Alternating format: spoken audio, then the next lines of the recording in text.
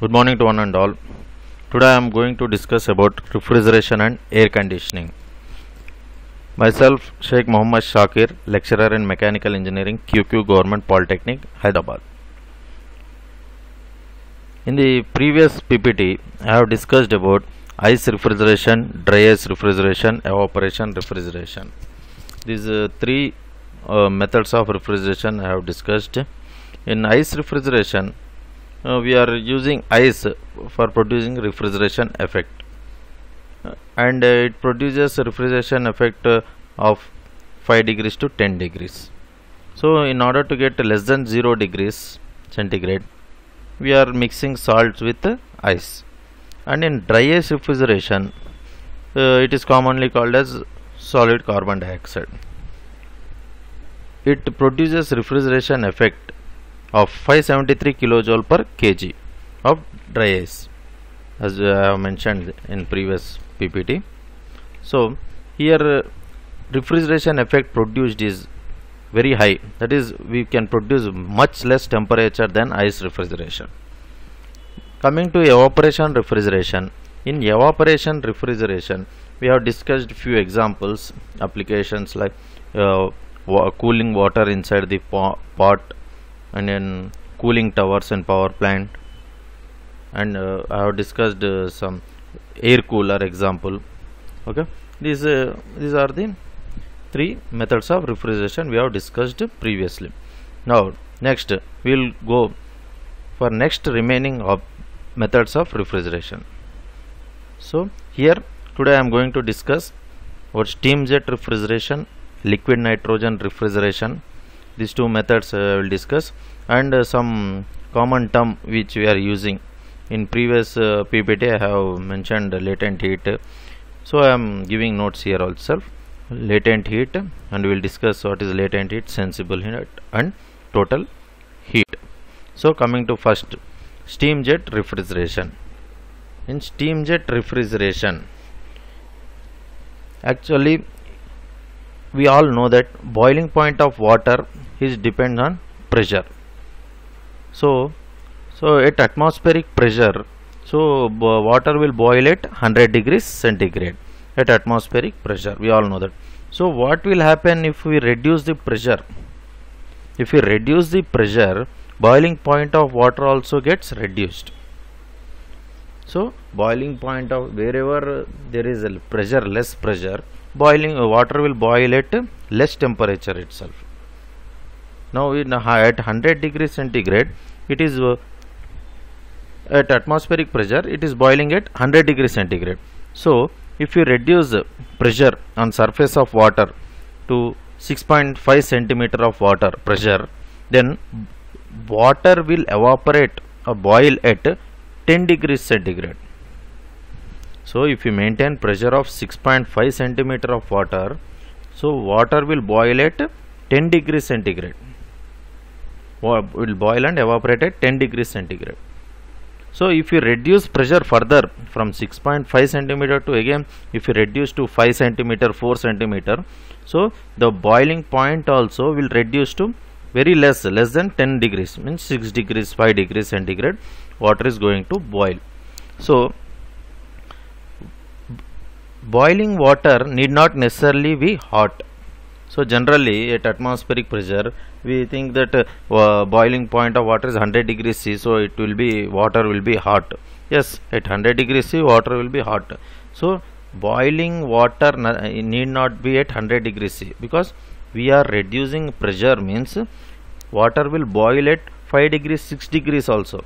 In vacuum it is very much less temperature, it will get boiled. So boiling water need not necessarily be hot, because if there is a vacuum over surface of water, water will boil at very low temperature.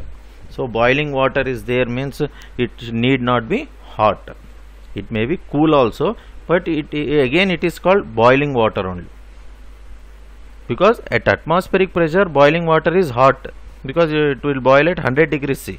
But if you reduce pressure, boiling point also comes down, so it need not be hot.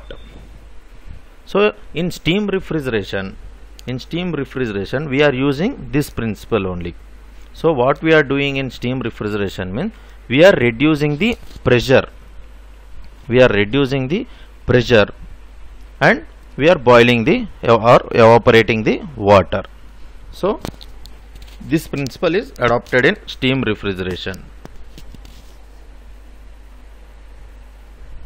We will see how we are adopting this principle. The pressure on the surface of water in a flash chamber. The pressure on the surface of water in a flash chamber or evaporator is reduced by means of steam jet and ejector system. So the pressure which is available in flash chamber. So the steam jet refrigeration setup consists of a flash chamber. So in flash chamber we are pouring water. In a flash chamber we are pouring water. So on the top of flash chamber we have a setup called ejector setup. In that there is a steam nozzle from which steam will come through that nozzle. The steam coming from that nozzle will have high velocity. So that high velocity steam is passed to the ejector, which is above the flash chamber. In flash chamber we have water.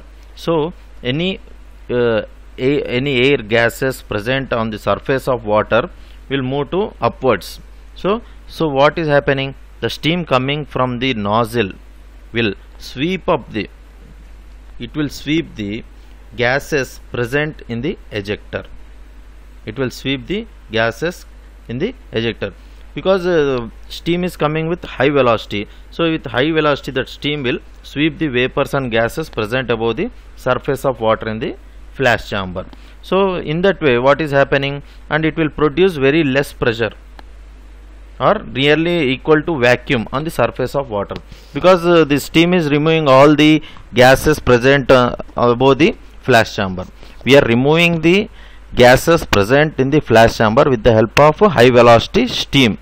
So if you remove the gases, it means before it will be in atmospheric pressure. It is open to atmosphere. Atmospheric pressure will be available.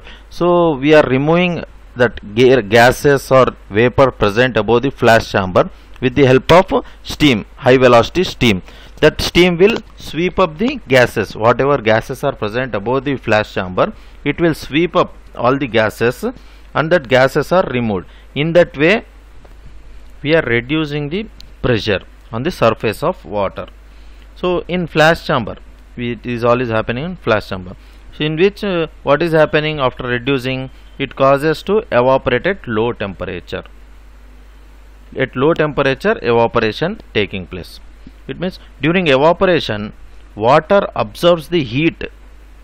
During evaporation water absorbs the heat from remaining water and causing it to cool. So here we can see the picture of steam jet refrigeration setup. It consists of space to be cooled. The chamber where we need cooling should be there. That is a space to be cooled. And we have flash chamber where we are collecting or pouring water inside it. From flash chamber we are given two connections, from top to the space to be cooled, and from bottom also we are giving the connection. So from bottom whatever water is cooled, it is going to space, refrigerant space, and after hot water, the water after collecting heat, it moves upward and it again goes to flash chamber where we are spraying it. These inclined lines we are spraying hot water inside the flash chamber.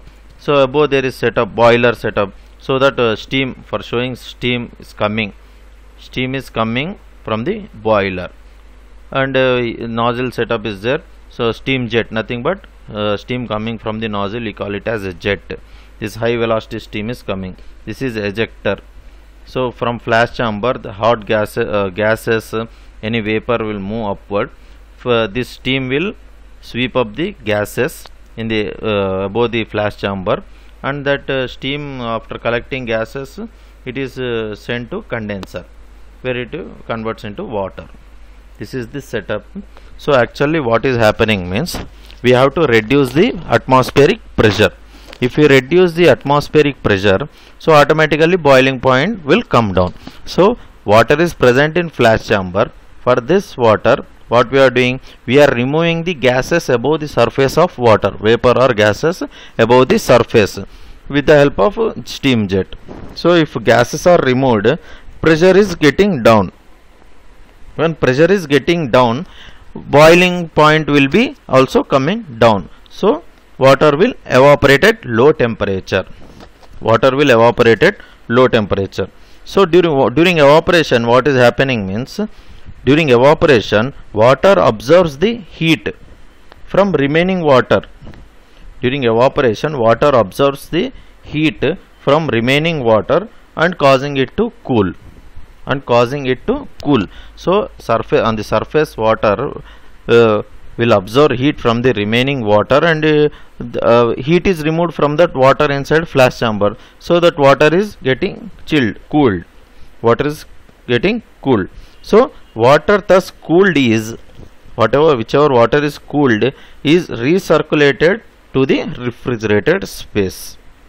So after getting cooled, that water we are circulating to the refrigerant space. So in refrigerant space, what is happening? This cool water will collect heat from the space. Space is having some temperature. So we are cooling that space. How we are cooling? We are sending the cool water. After cool water going inside the space, it collects the heat from the space and move upwards and become warm. This cool water is entering into refrigerant space. While exiting, it becomes warm because it has collected heat from the space. That warm water we are which is coming from refrigerant space, we are spraying back to the flash chamber. We are spraying back to the flash chamber. So here in the image we can see the line from bottom, it is going to space, that is cool water. From top again lines are coming to flash chamber, from space to be cool, that is hot water, warm water, which have collected heat from the space to be cooled, which we are spraying in the flash chamber. So what is happening? Water is continuously lost due to evaporation. Due to evaporation, water is continuously lost. So we have to pump the water whenever it is required. We have to pump the water in the flash chamber. We have to pump the water in the flash chamber. So that warm water which is coming to flash chamber, what will happen? It will collect the heat from the water present in the flash chamber. It will get evaporates. It gets evaporates. In that way, due to evaporation, we are losing some water. Whichever water is lost, whenever required, we have to pump the water. See, during evaporation, water absorbs heat from the remaining water in the flash chamber, causing it to cool. Cooled water is recirculated to the space to be recirculated, and that water coming from refrigerated space is sprayed back to flash chamber. So during evaporation, some water is getting lost, so we have to pump the water whenever required. So steam, from where the steam we are using, we should get the steam from boiler or some any available sources, whichever is there. From there we are using steam. That steam jet we are allowing it to pass through the steam ejector. So what is happening? The gases, steam jet is sweeping up the gases above the flash chamber. So in that way we are reducing the pressure. So if pressure is reduced, so evaporation, boiling or evaporates also will get reduced. In that way, warm water coming to flash chamber from refrigerant space evaporates. How it evaporates? By collecting heat from the remaining water inside the flash chamber. After collecting heat from the flash chamber, that water gets cooled. So whichever water collecting heat getting evaporated. So some water is lost. So what we are doing? We have to pump the water whenever required. This cool water, after giving heat to the warm water which is coming from the refrigerant space, this cool water is allowed to circulate to the refrigerant space. This cycle is going on continuous, and we have to pump the water whenever it is required.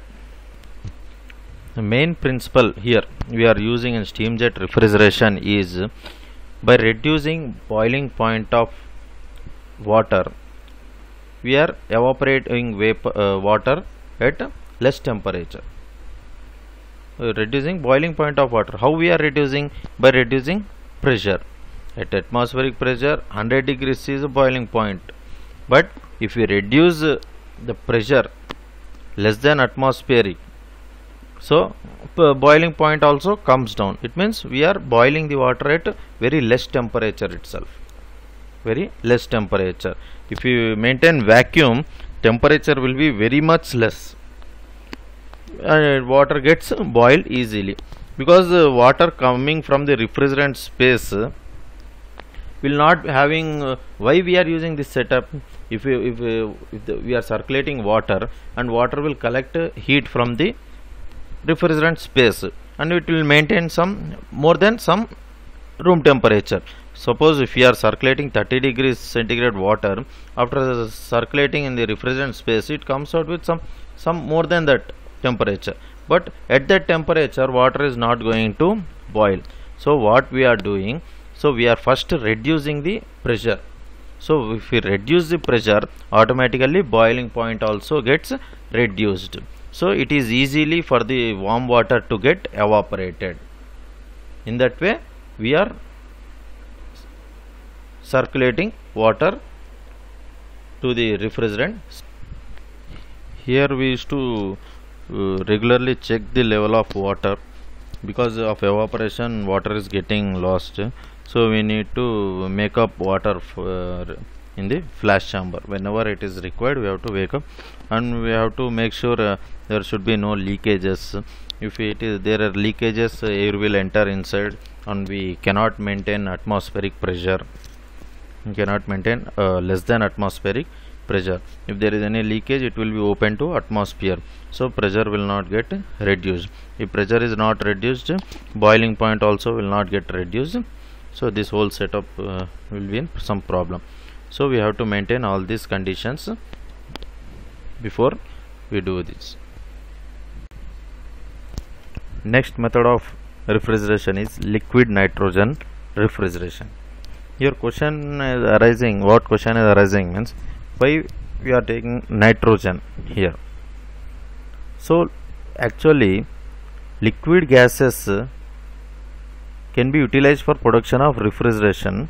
Whatever liquid gases which are utilized for production of refrigeration should be non-toxic. So for being non-toxic in nature, we are using nitrogen. We may also use here liquid carbon dioxide also we can use for producing refrigeration. So that's why particularly here we are using liquid nitrogen refrigeration, because of non-toxic. Liquid gases which can be utilized for production or refrigeration should be non-toxic. Due to this limitation, liquid nitrogen is used. So liquid nitrogen refrigeration, the setup consists of insulated cylinder where we are filling with liquid gas.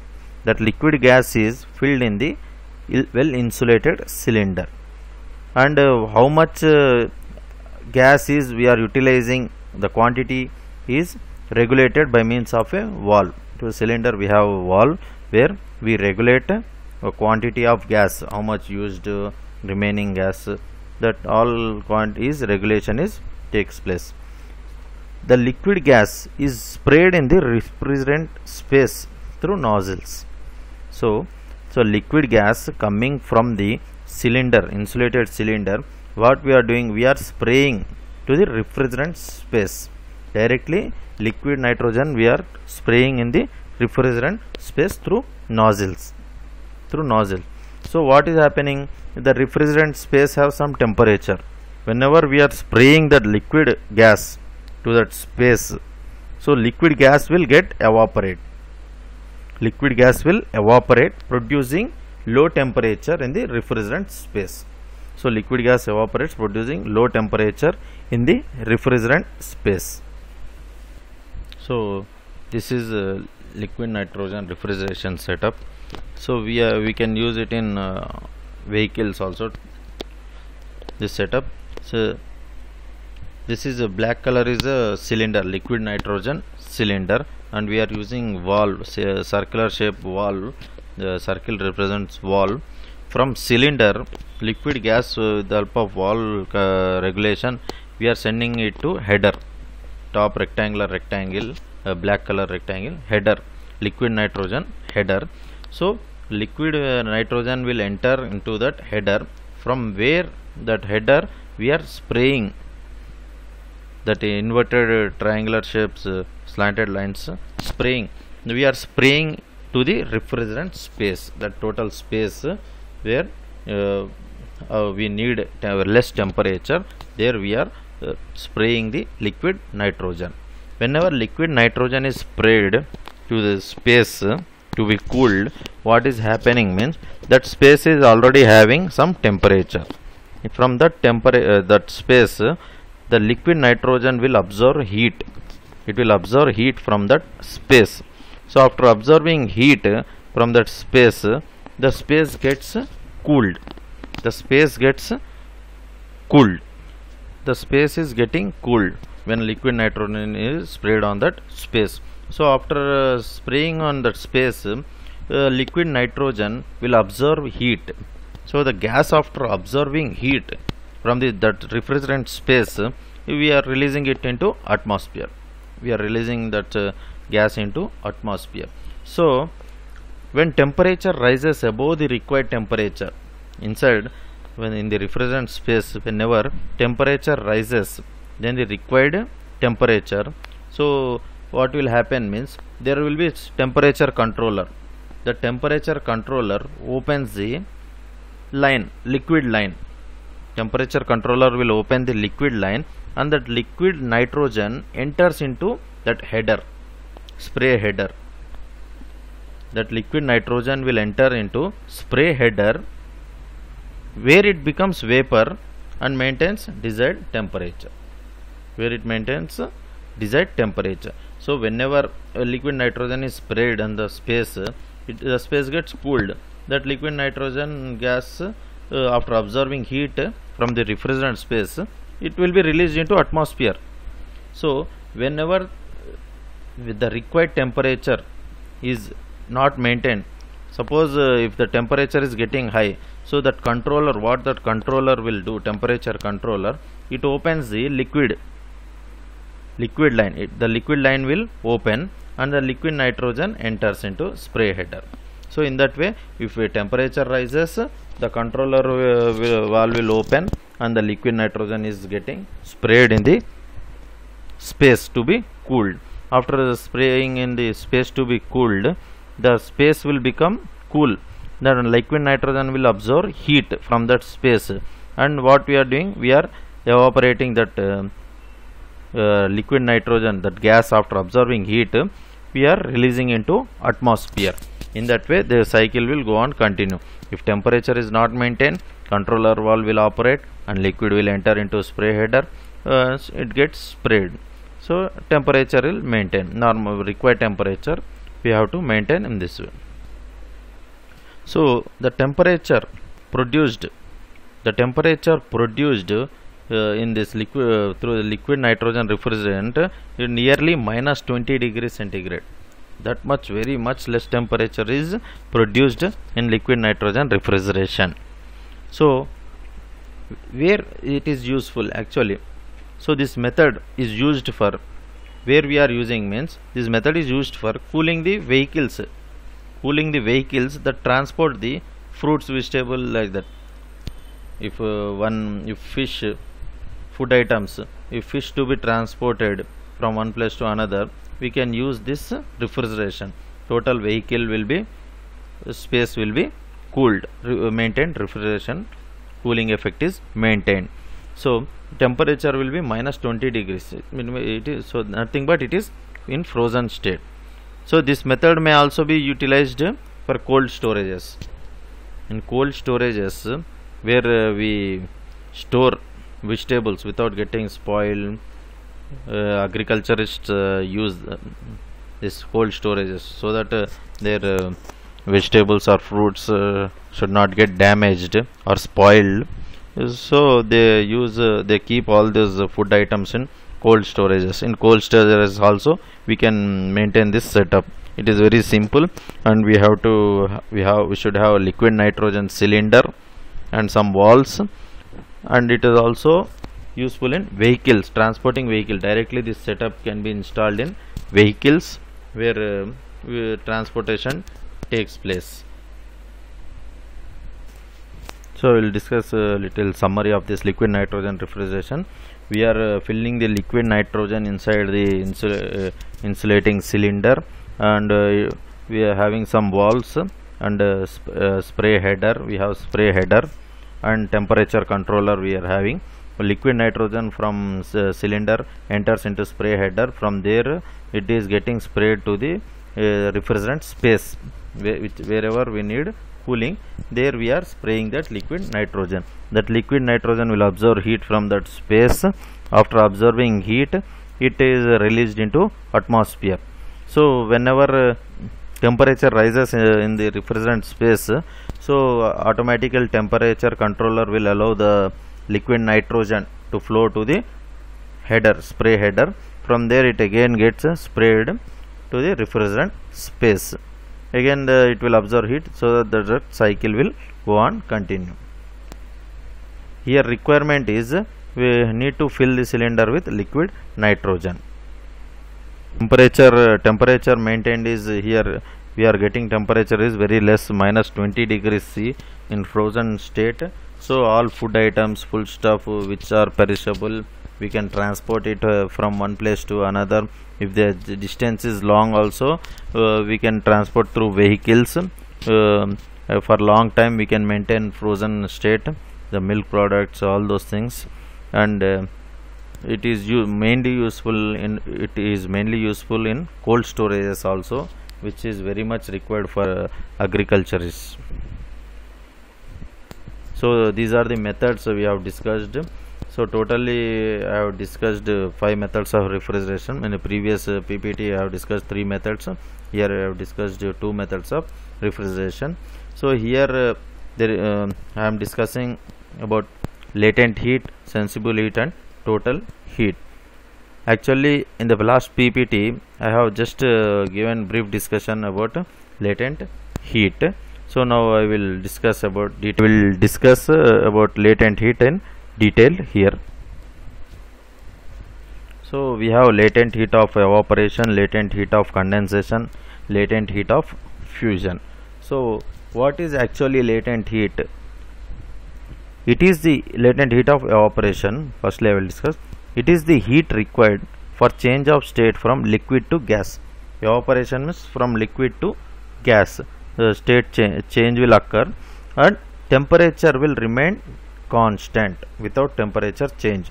Latent heat means nothing but we are applying heat and phase change occurs at constant temperature, as I discussed earlier. So this is latent heat of evaporation.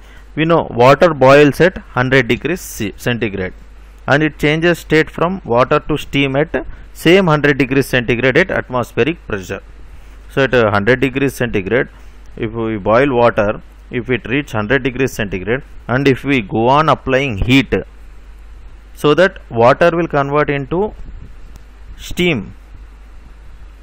Water is converting into steam, but at same 100 degrees centigrade it is converting into steam. So the amount of heat which we have given at that time, so that water will convert into steam at same temperature, 100 degrees centigrade temperature, that we are calling it as latent heat. So here it is evaporation taking place, so latent heat of evaporation. So the heat absorbed during this change state liquid to gas is called latent heat of evaporation or condensation. Condensation also same. Now this value is 2257 kilojoule per kg. Standard value what we are taking, latent heat of evaporation, 2257 kilojoule per kg. 2257 kilojoule per kg. So this is latent heat of evaporation. Next, latent heat of condensation. Evaporation or condensation, same thing. So it is the heat rejected. For evaporation to occur, what is happening? We should give heat. Heat should be applied so that water will absorb heat and it convert to steam. So in condensation, what is happening? Condensation from vapor to liquid state. Evaporation is from liquid to vapor is evaporation. Condensation is from vapor to liquid state. So here what we have to do to the vapor to get condensed, we have to reject or we have to remove heat from that liquid. We have to remove heat from vapor. So heat rejected for change of state from vapor state to liquid state at constant temperature. Now water at 100 degrees, if you give heat, it will convert into vapor at 100 degrees centigrade only. So at vapor at 100 degrees centigrade, if you remove heat, it will convert into water at same 100 degree. That is nothing but condensation, latent heat of condensation. Next is latent heat of fusion. So latent heat of fusion, it is the heat required for change of state from solid to liquid at constant temperature. Fusion means from solid to liquid. Evaporation means liquid to gas or vapor. Condensation means from vapor to liquid. So latent heat of fusion means amount of heat required to change the state of solid to liquid at constant temperature. So here latent heat of vaporization, I have said that the value is 2257 kilojoule per kg. So it means the amount of heat absorbed is 2257 kilojoules absorbed, so that the liquid will convert into vapor or steam by collecting that much heat energy, kilojoule, 2257 kilojoule energy it is absorbing. So here latent heat of fusion for evaporation and condensation, same thing, from liquid to vapor it collects that much amount of heat. For condensation it will reject or it will give that amount of energy, 2257 kilojoules. Now here latent heat of fusion. So how much heat is required so that ice will convert into water at 0 degrees C? We will see. So latent heat of ice is given as 336 kilojoule per kg. Latent heat of ice is given as 336 kilojoule per kg. So what is the 336 kilojoule per kg latent heat of ice? For fusion, what we are saying, latent heat of ice means, it means heat absorbed from surroundings. If we take ice cube and if we keep it in open space in surrounding, what will happen? That ice will melt and it will convert into water. So how it is converting it to water? It is absorbing heat from where? From surroundings. It is taking heat and it is melting, it is converting into water. So the latent heat of ice is 336 kilojoule per kg.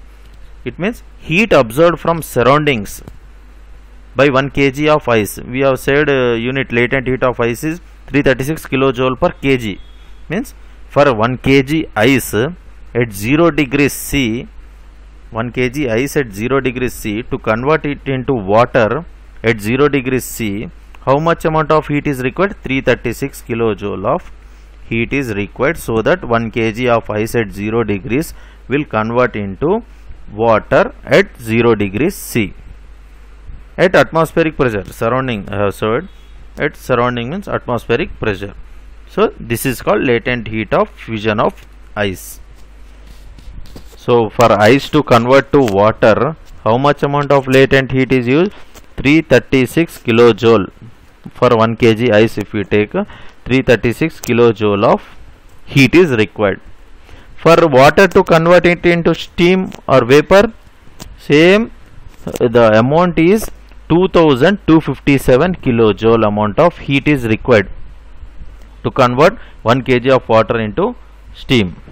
So for condensation, again that vapor state to again to liquid state it should convert, means we should extract heat from that vapor.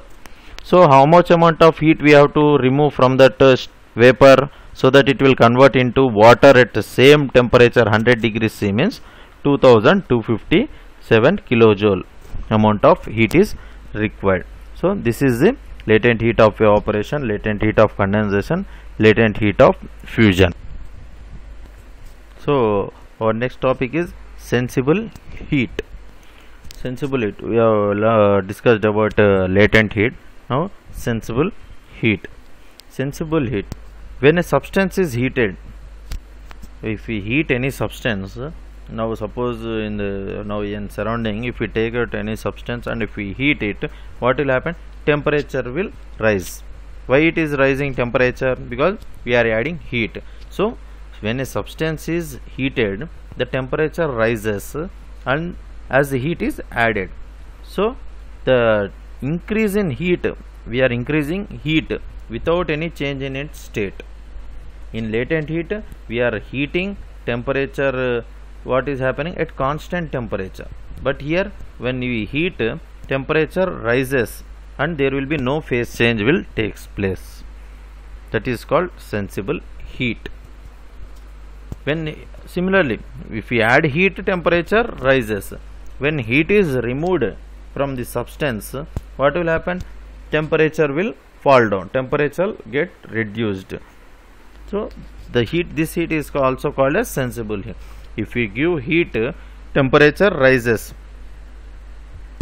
I have given example previous PPT, sensible heat. If we heat water at which is at 30 degrees, if we apply heat, that what will happen to that water? The temperature of that water will rise from 30 to some 40 degrees. 30 to 40 degrees. If we go on applying heat, temperature will go on increase 30 to 40, 40 to 50 like that. So here what is happening? Water is remaining in same phase. There is no phase change occurring here. So that temperature increased from 30 to 40 degrees. How it is increasing? We are applying heat.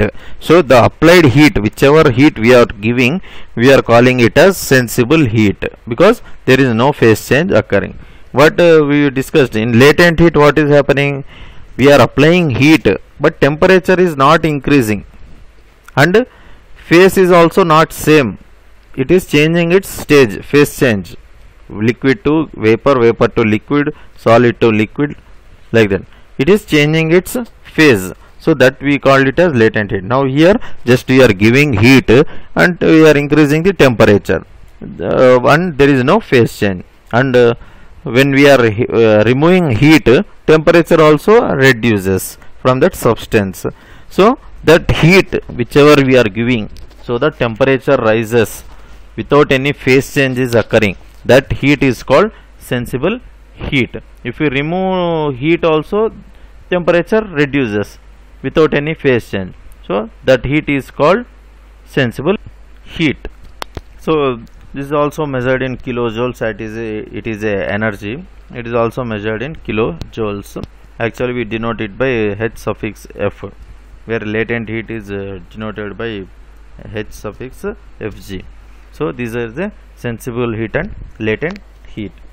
Next, what is total heat? Total heat. Total heat denoted by Q, capital Q. We used to use capital Q. So Q, total heat is the sum of, total heat is sum of sensible heat and latent heat. Total heat is the sum of sensible heat and latent heat. So here the values of specific heat of ice, we are taking it as nearly 2 kilojoule per kg Kelvin, specific heat.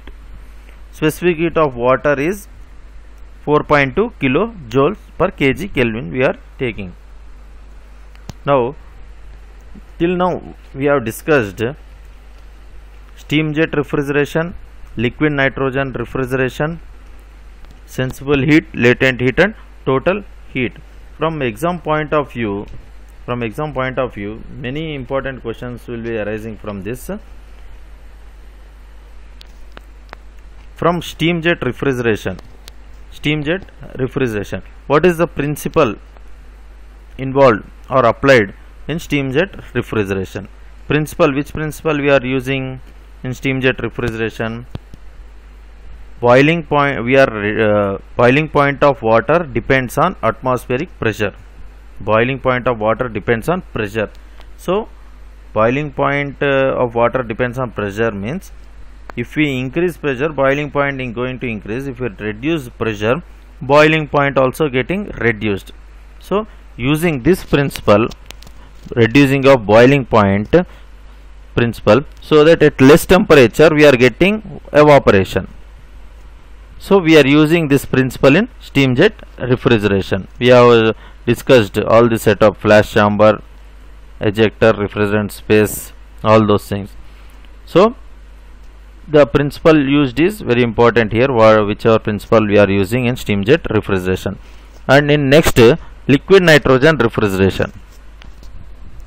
Liquid nitrogen refrigeration, what are the questions we are getting is, why we are using liquid nitrogen here in this setup, in this liquid refrigeration, why we are using nitrogen only? Not only nitrogen we can use also liquid carbon dioxide also we can use. So why we are using this liquid carbon dioxide or liquid nitrogen here means, whichever gases, liquid gases which we are using for production of refrigeration, it should not be toxic, poisonous, it should not be poisonous. So because of non-toxic in nature, we are using this liquid nitrogen here. We have seen the setup of liquid nitrogen. We have cylinder, valves and spray header. So I have shown you the figure of vehicle also, so that it is used in vehicles for transportation. So what is the temperature we get in liquid nitrogen refrigeration? In liquid nitrogen refrigeration, what is the temperature we are going to get? We used to get some minus 20 degrees C temperature. Minus 20 degrees C temperature we are going to get. And where we are using this method means, for cooling vehicles, transporting fruit, vegetable, meat, etc., like food stuff which are perishable. And it is also mainly used in cold storages. Very important thing which is required in day-to-day life, cold storage. It is utilized for cold storages. This is liquid nitrogen refrigeration. And coming to sensible heat and latent heat questions. So what is latent heat, what is sensible heat, definitions we may get, and these terms, the values which we are using. So what is the latent heat of ice? So latent heat of ice, what is latent heat of ice means? 336 kilojoule per kg. The meaning also I have explained. That is, the 336 kilojoule is nothing but amount of heat. That kg is nothing but for 1 kg of ice at 0 degrees C we are taking. And what is latent heat of vaporization or condensation? So some may confuse latent heat of vaporization. They will ask what is latent heat of vaporization. So what is the value? Latent heat of vaporization is 2257 kilojoule per kg. And if they ask you what is latent heat of condensation, if you give heat, it is latent heat of vaporization. If you remove heat, it is latent heat of condensation. So the heat which is giving and removing is same. So its value is nothing but we are taking it as 2257 kilojoule per kg we are taking. So in which heat phase change occurs? Phase change is occurring by applying which heat phase change is occurring? Sensible heat or latent heat? Which heat phase change occurring means, phase change occurs when heat is applied, phase change occurs in latent heat. So in latent heat phase change occurs. What total heat means? Sensible heat plus latent heat. In the next coming PPTs, I will explain which all the terms we are using in refrigeration systems. we are entering into actual refrigeration. From next PPT, explain what are the terms we are using in refrigeration, like refrigeration effect, definition refrigeration effect, 1 ton of refrigeration, coefficient of performance. These all things we will learn in next coming PPT. So with this I will close this session. Thank you.